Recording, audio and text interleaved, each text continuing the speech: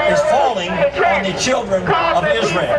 And there are people behind me and people all over the world that would try to make some sort of equal attitude that this is just some sort of moral equivalence. And yet the truth is that the Hamas, if they would protect their own children as much as Israel protects their own children, we would have a chance for peace.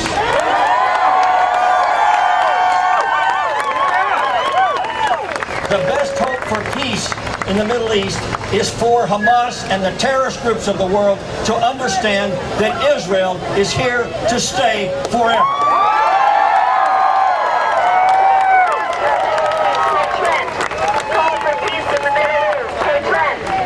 Prime Minister Netanyahu said that Hamas uses their children to protect their missiles, while Israel uses its missiles to protect Israel's children.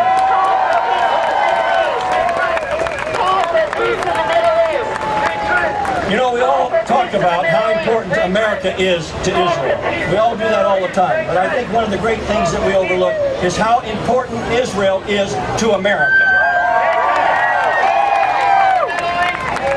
I hear people say, well, Israel should practice restraint. Can you imagine if rockets were falling on this neighborhood from someplace south of the border, that somehow there was a Gaza Strip south of our border and that terrorists were launching rockets at America? There wouldn't be bacteria left there. We would do what was necessary to protect our women and children, and Israel has the right to defend itself, and they need the diplomatic Iron Dome from America. We need to stand up for Israel.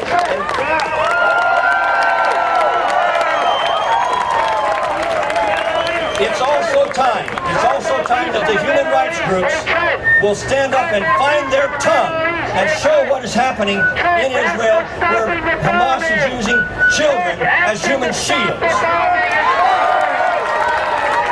And then finally, folks, we need to remind ourselves what is at stake. This is about religious freedom. This is about human freedom. This is about trying to prevent the world from stepping into nuclear terrorism, when my children and yours may find themselves in a place where freedom no longer exists. And I want you to know that I believe with all of my heart that God has a special place for Israel in the world, and that He has not forgotten it, and that we will stand by Israel. We will let the world know that Israel's war is our war, and that we will stand for peace. We will stand for whenever the Hamas and the terrorist groups want to stop lobbing rockets, we will have peace with them. But until they recognize that Israel has a right to exist, we will continue to protect the greatest ally we have in the world.